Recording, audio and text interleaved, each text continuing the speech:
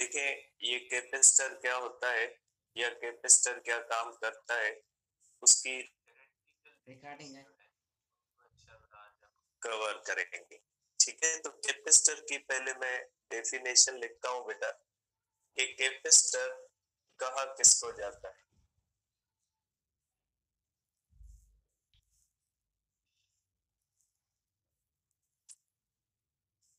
तो देखिए बेटा, कैपेसिटर का मकसद एक ऐसा डिवाइस है जिसके अंदर हम चार्ज स्टोर करें और इलेक्ट्रिकल एनर्जी स्टोर करें। तो ऐसे डिवाइस को कहा जाता है कि ये कैपेसिटर है। आप कह सकते हैं कैपेसिटर वो डिवाइस होता है जिसके ऊपर हम चार्ज और इलेक्ट्रिकल एनर्जी स्टोर करते हैं। तो आप कहोगे कि device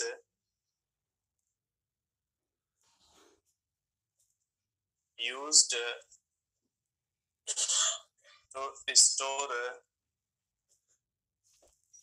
charge and electrical energy.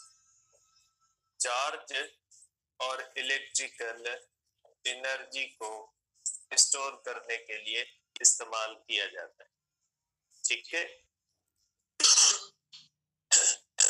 अब देखिए बेटा, ये जो कैपेसिटर होता है इसके ऊपर जब हम चार्ज और इलेक्ट्रिकल एनर्जी स्टोर करते हैं तो चार्ज एकदम आवाज अटका है। स्टोर इंसुलेटर के ऊपर भी हो सकती है, कंडक्टर के ऊपर भी हो सकती है, क्योंकि चार्ज जो होता है वो कंडक्टर भी होता है और चार्ज जो होता है वो इंसुलेटर भी होता है। इसका मतलब है कि आप चार्ज स्टोर कंडक्टर के ऊपर भी कर सकते हैं, इंसुलेटर के ऊपर भी कर सकते हैं, लेकिन कैपेसिटर हमेशा कंडक्टर का बने, क्योंकि जब आप कैपेसिटर को यूज करते हो तो कैपेसिटर के ऊपर फ्लो ऑफ चार्जेस है। तो फ्लो ऑफ चार्जेस सिर्फ कंडक्टर्स के अंदर हो सकता है, जबकि इंसुलेटर के ऊपर फ्लो ऑफ चार्जेस नहीं होता। ये बात ध्यान में रखिएगा कि इंसुलेटर के अंदर करंट फ्लो नहीं करता। इंसुलेटर के ऊपर चार्ज स्टोर हो सकती है, आप किसी भी इंसुलेटर को चार्ज कर सकते हैं। चार्ज करने का मकसद है नंबर ऑफ इलेक्ट्रॉन्स और प्रोटॉन्स अनबैलेंस्ड करना। तो आप किसी भी इंसुलेटर के ऊपर चार्ज डिपॉजिट कर सकते हैं। जैसे ये पेन है प्लास्टिक की, अगर इसको फ्रिक्शन करेंगे तो ये चार्ज गेन कर लेगा। तो इसका मतलब ये नहीं कि इससे कैपेसिटर बनेगा। कैपेसिटर हमेशा कंडक्टर से बनेगा। बाकी चार्ज आप स्टोर कर सकते हैं इंसुलेटर के ऊपर भी, कंडक्टर के ऊपर भी, लेकिन कैपेसिटर के अंदर चार्जेस का फ्लो भी होता है। इसलिए जो कैपेसिटर के मकासद है वो इंसुलेटर के ऊपर चार्ज डिपॉजिट करके नहीं लिए जा सकते। तो आप कह सकते हैं कि charge can be deposited on insulator as well as conductor।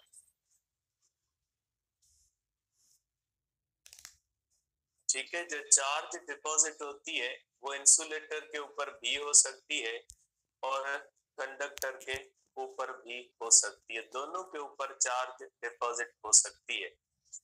But conductor जो होता है, कंडक्टर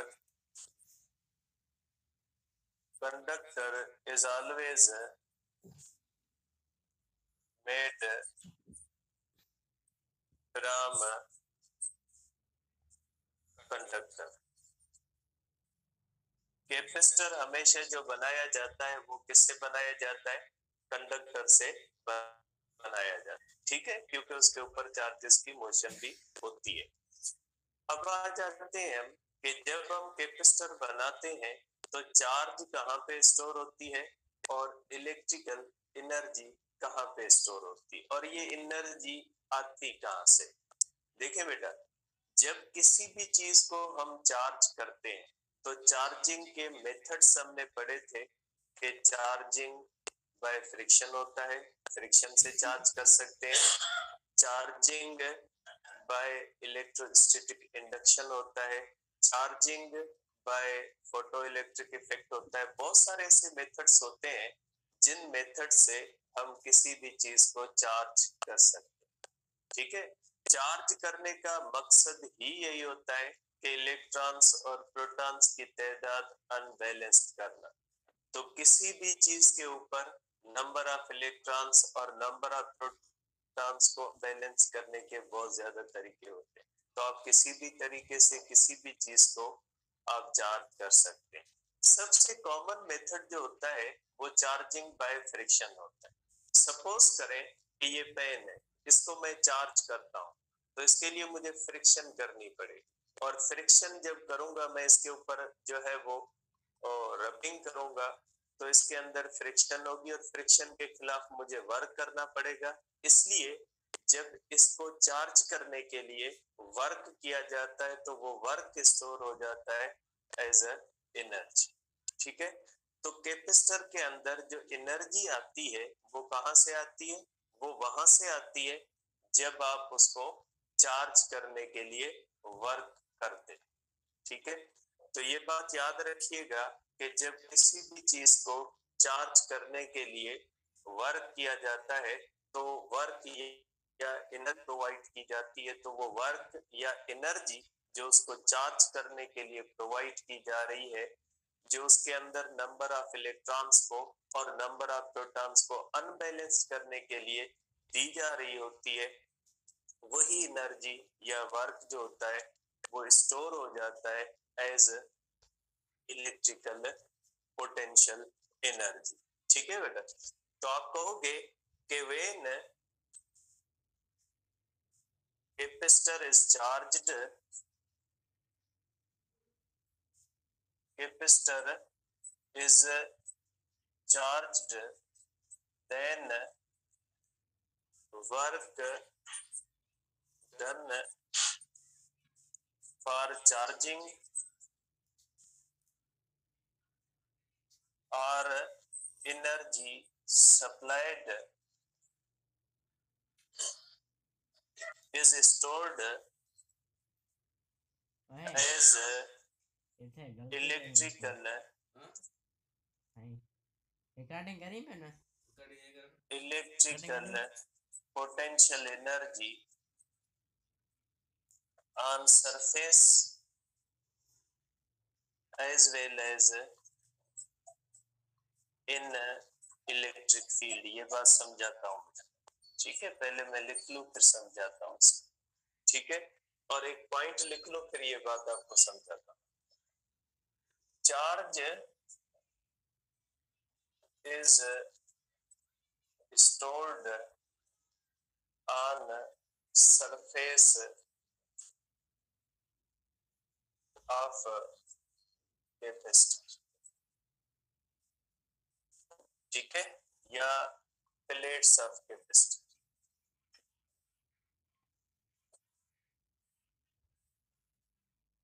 ठीक है बेटा, अब देखिए बेटा, ये दो पॉइंट्स हैं जो मैंने लिखी हैं, इसको मैं यहाँ पे डिस्कस करता हूँ। बेटा सपोज करें कि ये एक मैं सिंगल प्लेट कैपेसिटर,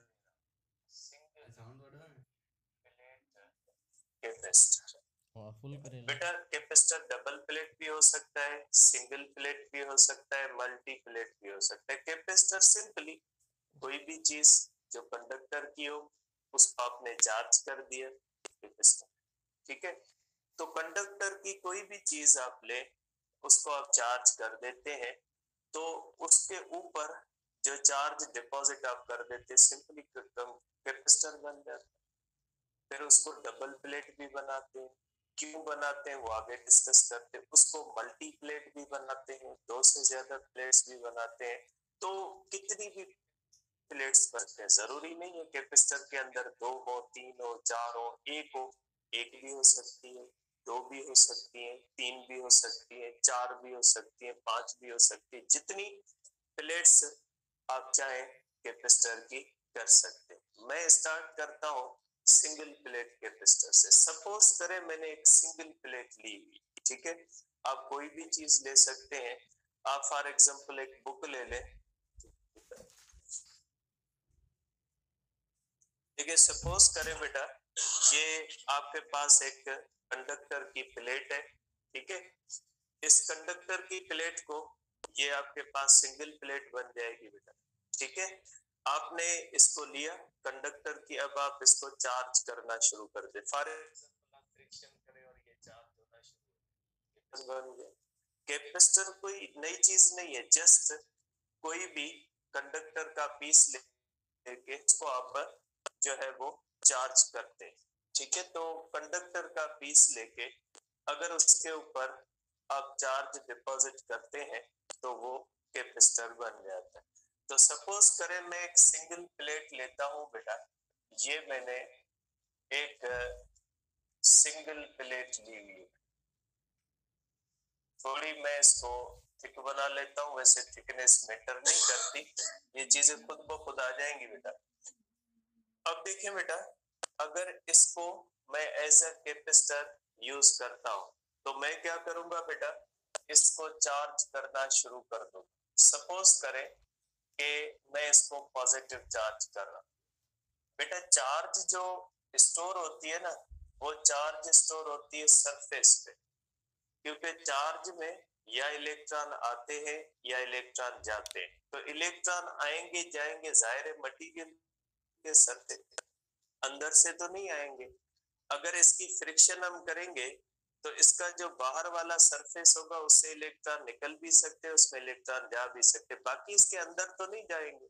क्योंकि इलेक्ट्रॉन जब फ्रिक्शन करते तो एनर्जी गेन करके एक्साइटेशन होती है। एक्साइटेशन कहाँ पे होती है? सरफेस पे होती है। तो बेटा कहाँ पे स्टोर होती है? प्लेट के ऊपर या on the surface of capacitor में। चार्ज हमेशा स्टोर उस प्लेट के सरफेस पे होती है जिस प्लेट का वो कैपेसिटर बना हुआ होता है, ठीक है। आप जब चार्ज करते हो किसी भी चीज को बेटा, तो ये चार्ज कहाँ पे स्टोर होती है बेटा? ये चार्ज जो होती है ये स्टोर होती है सरफेस पे। चार्ज हमेशा सरफेस पे स्टोर होती है बेटा। अब चार्ज तो सरफेस पे स्टोर होती है, जैसे ही चार्ज होगा तो यहाँ पे इलेक्ट्रिक फील्ड बनेगी, और इसको चार्ज करने के लिए जो एनर्जी हम दे रहे हैं बेटा, वो एनर्जी कहाँ पे स्टोर होती है? वो इलेक्ट्रिक फील्ड में स्टोर होती है। इस तरह से इलेक्ट्रिक फील्ड बनती जाएगी, ठीक है। इस तरह से इलेक्ट्रिक फील्ड बनती जाएगी, और एनर्जी कहाँ पे स्टोर होगी? इलेक्ट्रिक फील्ड के अंदर।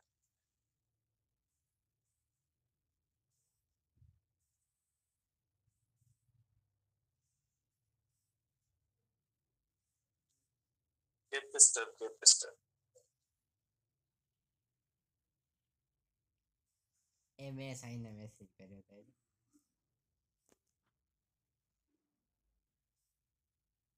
स्पेलिंग खराब है ना कंडक्टर लिखी तो थे कैपेसिटर ठीक है। तो बेटा जो एनर्जी होती है, एनर्जी कहाँ पे स्टोर होती है? एनर्जी स्टोर होती है इलेक्ट्रिक फील्ड के अंदर या प्लेट के ऊपर, जहाँ पे चार्जेस स्टोर होती है, तो एनर्जी वहां पे स्टोर होती है। और स्टोर्ड एनर्जी कौन सी होती है? पोटेंशियल एनर्जी होती है। इसलिए हमारा वर्क जो होता है वो इलेक्ट्रिक फील्ड की सूरत में as electric potential energy store हो जाता है। जैसे वर्क अगेंस्ट ग्रेविटी स्टोर हो जाता है as a gravitational potential energy. इसलिए जब हम किसी भी कैपेसिटर को चार्ज करते हैं तो कैपेसिटर को जैसे जैसे चार्ज करते जाएंगे उसके बाद इलेक्ट्रिक फील्ड बनती जाएगी, और हमारा जो वर्क होगा वो स्टोर होता जाएगा एज इलेक्ट्रिकल पोटेंशियल एनर्जी उस कैपेसिटर के बाहर। तो कैपेसिटर के ये जो एनर्जी स्टोर होती है ये दो जगहों पे स्टोर होती है। एक तो चार्जेस के पास जो चार्ज होती है on the surface, plus in the electric field. तो दोनों जो है वो जगहों पे एनर्जी स्टोर होती है, जबकि चार्ज सिर्फ सरफेस के ऊपर स्टोर होती है। कोई सरफेस पॉजिटिव चार्ज होता है, सरफेस नेगेटिव चार्ज होता है, इलेक्ट्रिक फील्ड चार्ज नहीं होती, चार्ज इलेक्ट्रिक फील्ड के अंदर नहीं होती, चार्ज सरफेस के ऊपर होती है। तो याद रखिएगा बेटा कि जब किसी भी चीज को हम चार्ज करते हैं तो चार्ज करने के लिए जो उसको वर्क करते हैं वो चार्ज इसको करते जाएंगे और नतीजे में उसके अंदर एनर्जी स्टोर होती जाएगी। ठीक है, अब अगर हम इसका बेटा एक फार्मूला बनाए कि जब हम कैपेसिटर को चार्ज करते हैं तो उसके ऊपर जो चार्ज स्टोर होती है वो कितनी हो सकती है बेटा। देखें, सपोज करें बेटा कि मैं 2 प्लेट्स लेता हूं बेटा, एक मैं प्लेट छोटी लेता हूं और एक प्लेट मैं बड़ी लेता हूं। सपोज करें मैं 2 प्लेट्स लेता हूं बेटा, एक बड़ी प्लेट है और एक छोटी प्लेट है, मैं यहाँ पे बना लेता हूँ। एक बेटा मैंने बड़ी प्लेट ली हुई है और एक प्लेट मैंने छोटी ली हुई। ठीक है, देखिए बेटा आपको पता है कि हर चीज की एक कैपेसिटी होती है। जब हम खाना खाते हैं तो हर इंसान की अपनी कैपेसिटी होती है। कोई 1 रोटी खाएगा और कोई 2 खाएगा, कोई 3 खाएगा, कोई 4 खाएगा।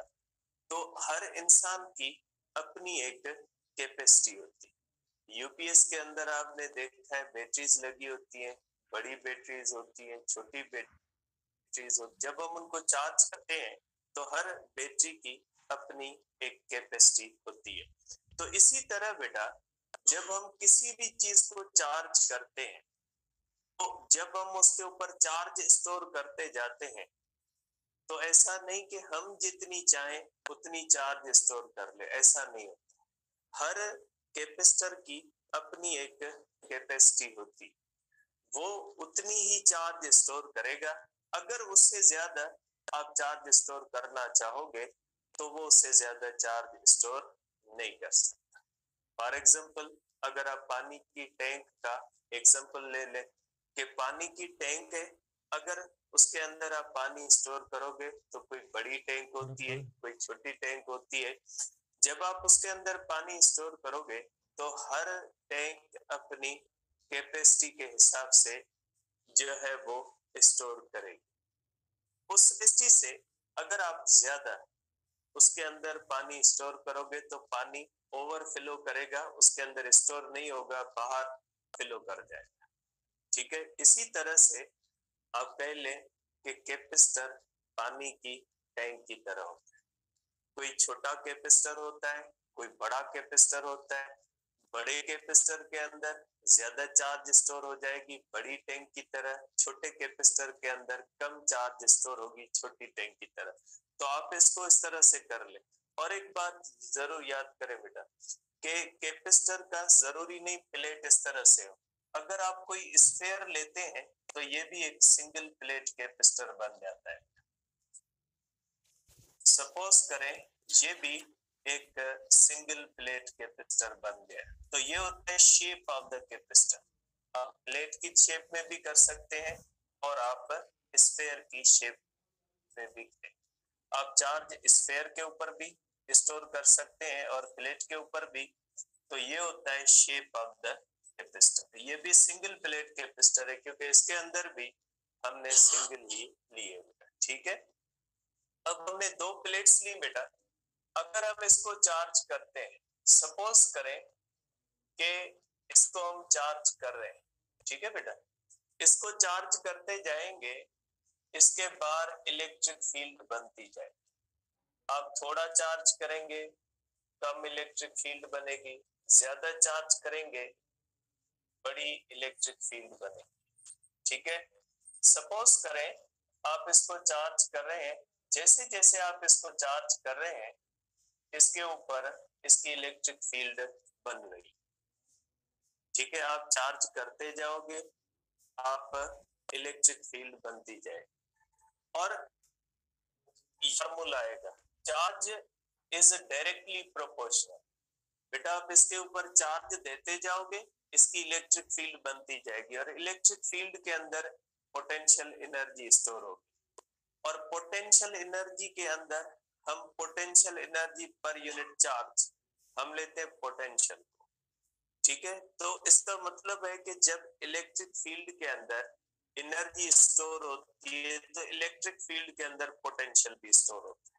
और इलेक्ट्रिक फील्ड जितनी स्ट्रांग होगी उसके अंदर पोटेंशियल ज्यादा। पोटेंशियल का मकसद है वर्क पर यूनिट चार्ज, क्योंकि इलेक्ट्रिक फील्ड के अंदर सलाहियत है कि electric field can exert force on other charge, क्योंकि इलेक्ट्रिक फील्ड इंटेंसिटी आपने पढ़ा है कि इलेक्ट्रिक फील्ड किसी और चार्ज पे वर्क करने की सलाहियत रखती है, क्योंकि electric field can exert force और force can do work. Electric field के अंदर एनर्जी होती है और वो एनर्जी कहां से आती है? जब हम उसको चार्ज करते हैं तो चार्ज करने के लिए जो वर्क करते हैं वो वर्क किसमें स्टोर होता है?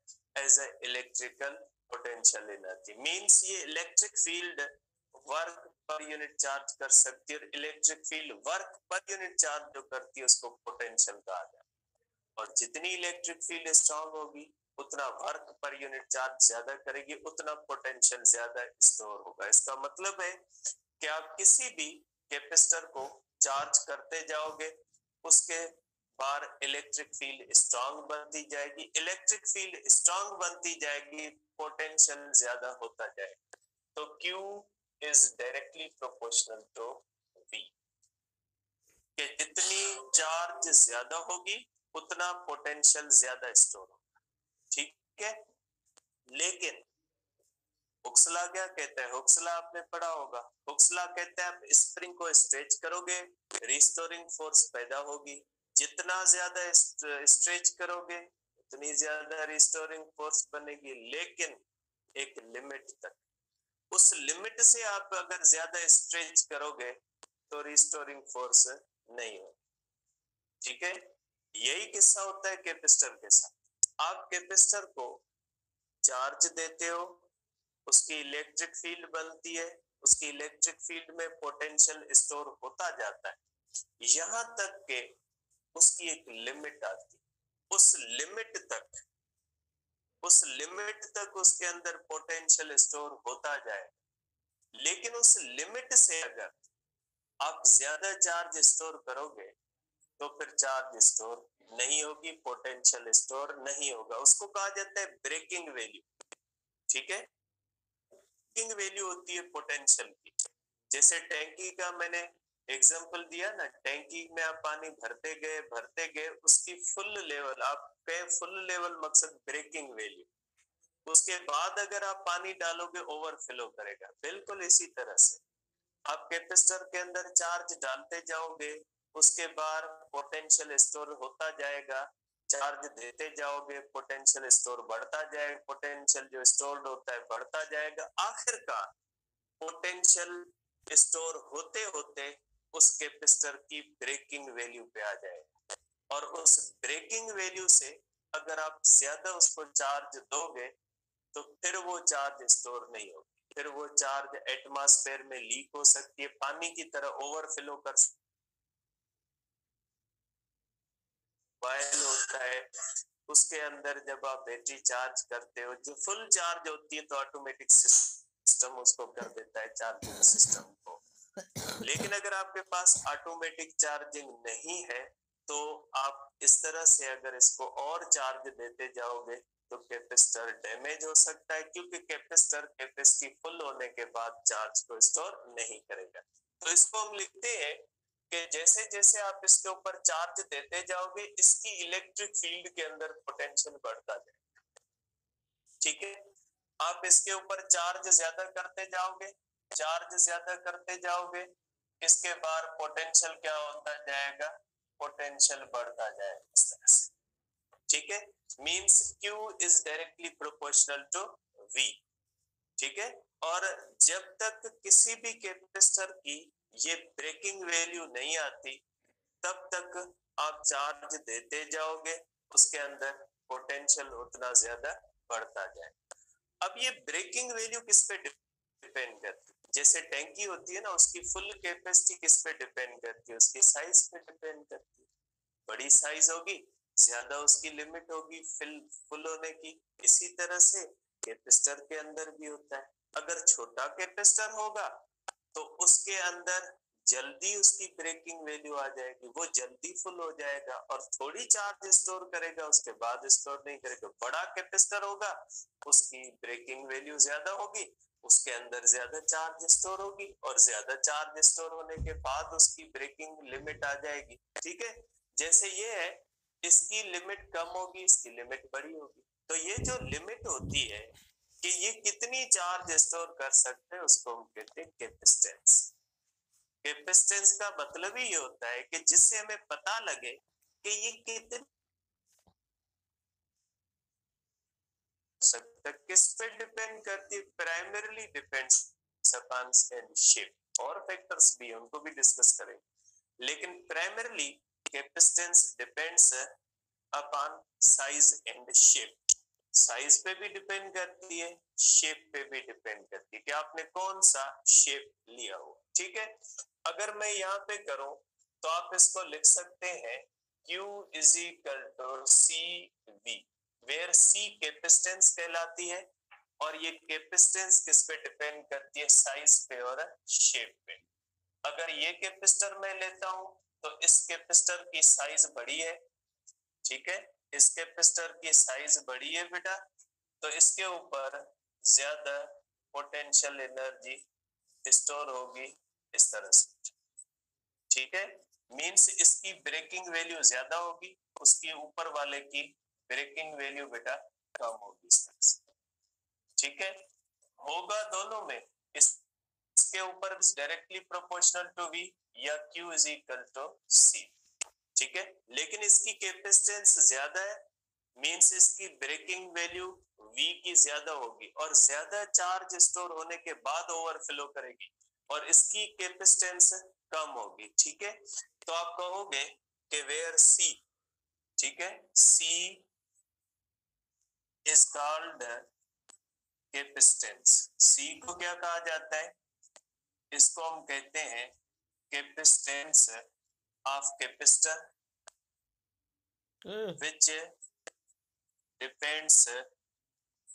which depends upon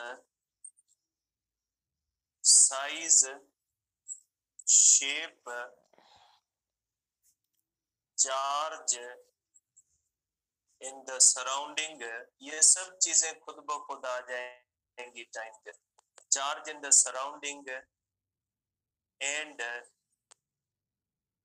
medium around it. ठीक है बेटा, ये किस पे डिपेंड करती है कि इसकी साइज कितनी है, बड़ी साइज है, ज्यादा कैपेसिटेंस, इसका शेप क्या है, डिफरेंट शेप्स,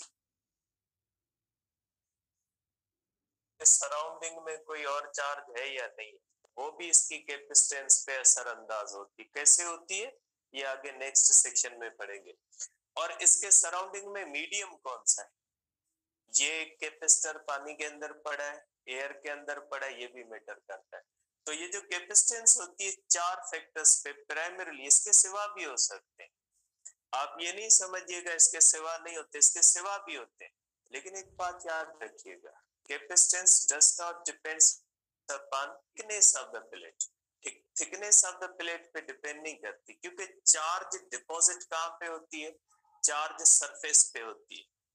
ठीक है बेटा, देखें ये बुक है, इस बुक की इस थिक सरफेस है बेटा, ये हमारे पास है थिक, अगर इसको कैपेसिटर के तौर पे इस्तेमाल करें, ठीक है, या ये एक छोटा सा पेज है बेटा, ये पतला पेज है, इसके ऊपर चार्ज डिपॉजिट करें, दोनों की सरफेस एरिया सेम है, इस बुक की सरफेस एरिया भी सेम है और इस पतले से पेज की भी सरफेस एरिया सेम। तो चार्ज कहाँ पे स्टोर होती है, सरफेस पे। थिकनेस में तो अंदर तो जाती नहीं है चार्ज, चार्ज सिर्फ स्टोर होती है सरफेस पे। तो सरफेस एरिया थिक चीज की भी अगर वही है, थिन चीज की भी अगर वही है, तो दोनों के ऊपर चार्ज क्या स्टोर होगी, इक्वल स्टोर होगी, क्योंकि चार्ज जो डिपॉजिट होती है वो सरफेस पे होती है। ठीक है, तो चार्ज जो होती है सरफेस पे डिपॉजिट होती है, इसलिए हम कहते हैं कि जो है वो थिकनेस ऑफ प्लेट पे कैपेसिटेंस डिपेंड नहीं करती। मैं इसको लिख लेता हूं यहाँ पे, note capacitance does not depends upon thickness। ठीक है, थिकनेस ऑफ प्लेट्स। और यहाँ पे बेटा ये जो है हमारे पास सी को हम कहते हैं कैपेसिटेंस, और सी होती है क्यू अपॉन वी। कैपेसिटेंस पे डिपेंड करती है, क्यू और वी पे नहीं करती। ठीक है, याद रखिएगा कैपेसिटेंस के फार्मूले में आता है C is equal to Q upon V, but capacitance does not depends upon Q and V। क्यों? क्योंकि Q बढ़ती जाएगी, V बढ़ती जाएगी, रेशियो क्या रहेगा? सेम रहेगा। Q1 कूलम है, पोटेंशियल अगर 1 है, Q2 कूलम होगी, पोटेंशियल 2 होगा, Q3 कूलम होगी, पोटेंशियल 3 होगा, रेशियो क्या आएगा? 1 ही आएगा। तो कैपेसिटेंस जो होती है वो does not depends upon charge deposited as well as potential store. Charge capacitance depend करती है उस कंडक्टर की कंस्ट्रक्शन। कंडक्टर बड़ा है, बड़ी कैपेसिटेंस होगी। ठीक है, कंडक्टर छोटा है, ठीक है, उसकी कैपेसिटेंस छोटी होगी। उसकी साइज छोटी है, कैपेसिटेंस कम होगी। उसकी साइज बड़ी है, कैपेसिटेंस बड़ी। उसके सराउंडिंग में कोई चार्ज है, उससे कैपेसिटेंस मुतासिर होती है। उसके सराउंडिंग में कोई मीडियम है, उससे कैपेसिटेंस मुतासिर होती है। लेकिन कैपेसिटेंस Q और V का रेशियो, जब आप किसी भी कैपेसिटर को चार्ज करोगे, Q बढ़ाते जाओगे, V बढ़ती जाएगी। Q और V का रेशियो क्या हो जाएगा? Q और V का रेशियो हमेशा सेम रहेगा। तो Q और V का जब रेशियो सेम रहेगा, इसका मकसद है capacitance does not depends upon Q and V। Q और V वो चीज होती है जो कैपेसिटर के ऊपर स्टोर होती है। कैपेसिटर की साइज से तो Q और V, कैपेसिटर की साइज को तो कम ज्यादा नहीं कर सकते ना, ज्यादा होगी ज्यादा Q स्टोर होगी। ठीक है, Q डिपेंड करती है साइज पे, साइज तो डिपेंड नहीं करेगी Q पे। ठीक है, कैपेसिटर मैन्युफैक्चर्ड होता है, उसकी कैपेसिटेंस, उसकी साइज, उसकी शेप, उसके डाइलेक्ट्रिक, उसके सराउंडिंग पे डिपेंड करती है। कैपेसिटेंस कभी भी डिपेंड नहीं करती Q और V पे। ठीक है, तो याद रखिएगा कि जो फार्मूले से डिपेंडेंस नहीं आती, मैं बार बार कहता हूँ स्टूडेंट्स को, फार्मूले से डिपेंडेंस नहीं बनाया कि आप C is equal to Q upon V, charge depend, capacitance depend upon charge नहीं। Q और V का डायरेक्ट रिलेशन है। आप किसी भी कैपेसिटर के ऊपर ज्यादा चार्ज देते जाओगे, ज्यादा पोटेंशियल, रेशियो क्या रहेगा? सेम। जैसे स्पीड ऑफ साउंड जो होती है V is equal to under radical gamma P upon rho होती है। ठीक है, लेकिन स्पीड ऑफ साउंड डिपेंड नहीं करती प्रेशर। ठीक है, तो जरूरी नहीं है कि फार्मूले से डिपेंडेंस इंडिपेंडेंस है।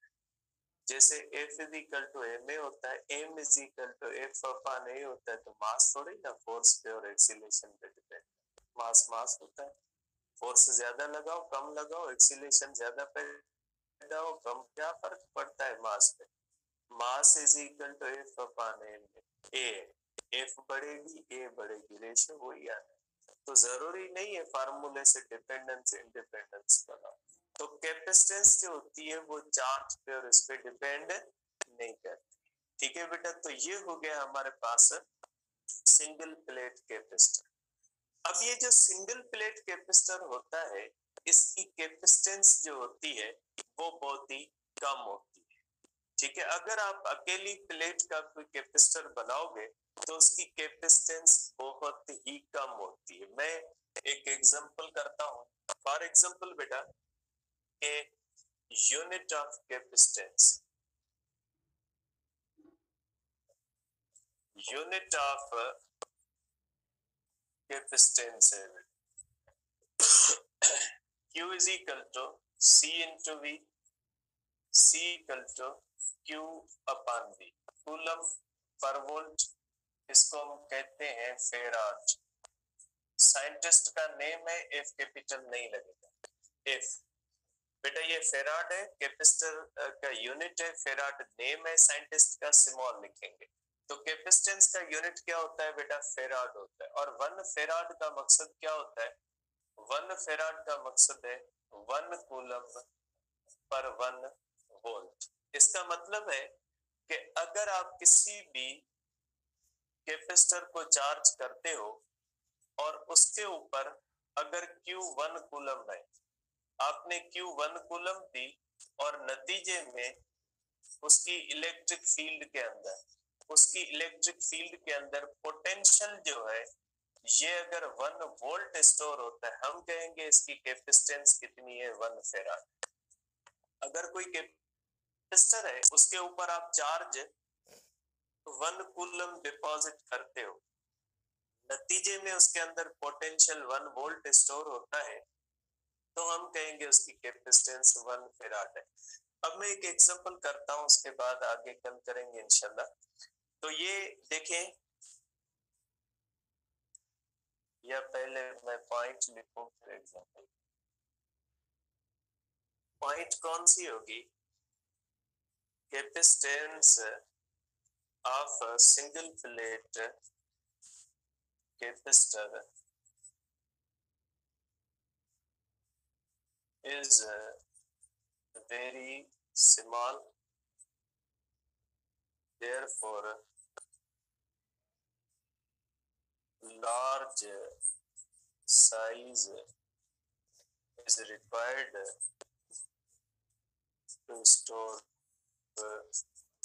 charge। ठीक है, कैपेसिटेंस कम होती है। इसका एग्जांपल कर लेते हैं बेटा, इसका एग्जांपल हम करते हैं।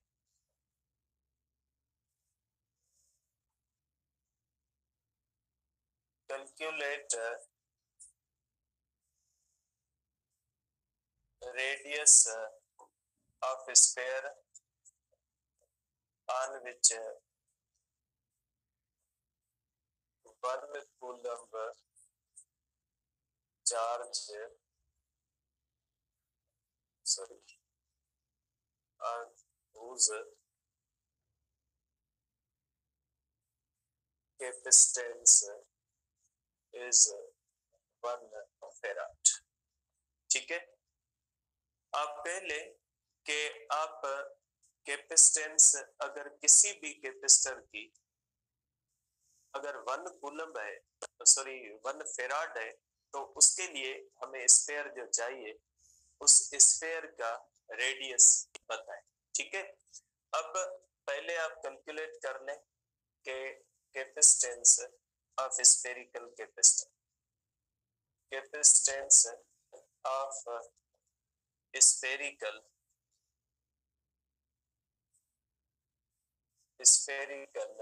कैपेसिटर।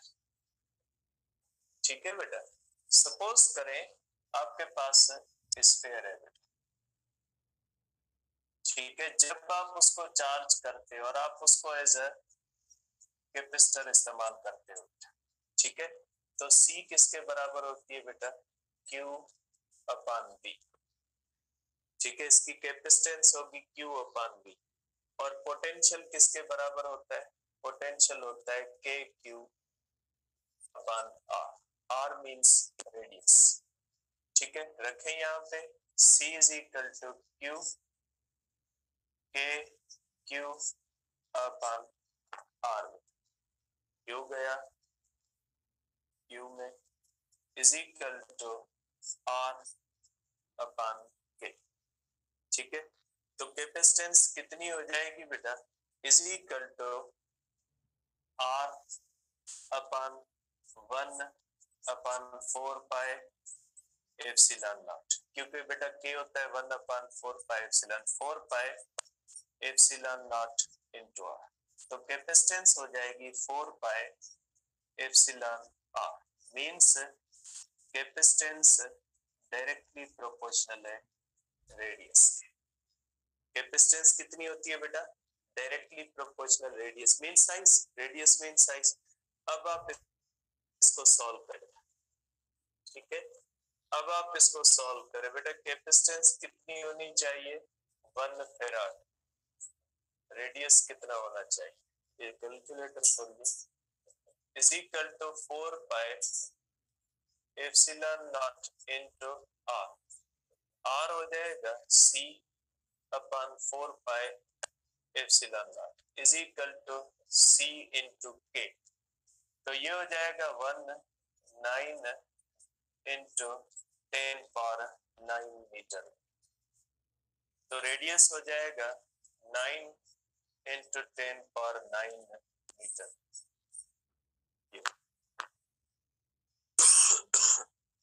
आप यहां से भी कर सकते हैं बेटा कि रेडियस इज इक्वल टू केसी, और आपको पता है बेटा ये प्रैक्टिकली इम्पॉसिबल है, नॉट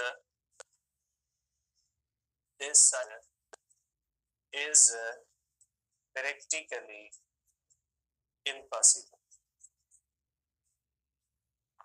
ये प्रैक्टिकली इतना बड़ा कैपेसिटर बनाना इम्पॉसिबल है। सिंगल प्लेट जिसकी कैपेसिटेंस 1 फेराड हो, तो उसका रेडियस होता है 9 into 10 power 9, radius of earth होता है 6400 किलोमीटर, 6.4 10 पावर 6 मीटर होता है रेडियस ऑफ अर्थ। ये कितना है 9 इंटू 10 पावर 9, मीन्स अर्थ से भी 10 पावर 3 टाइम्स ज्यादा, 1000 टाइम्स ज्यादा बड़ा कोई स्फीयर हो, उसके ऊपर आप 1 फेराड चार्ज उसकी कैपेसिटेंस कर सकते हैं। तो इस एग्जांपल का मकसद ये कि किसी भी सिंगल प्लेट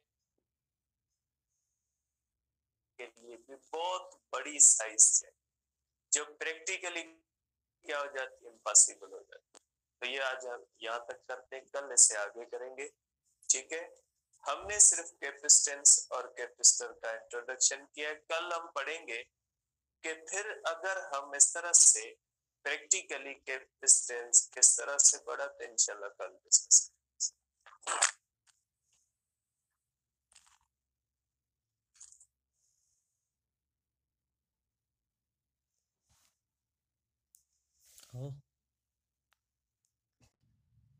पवने का क्लास में वांदो नहीं।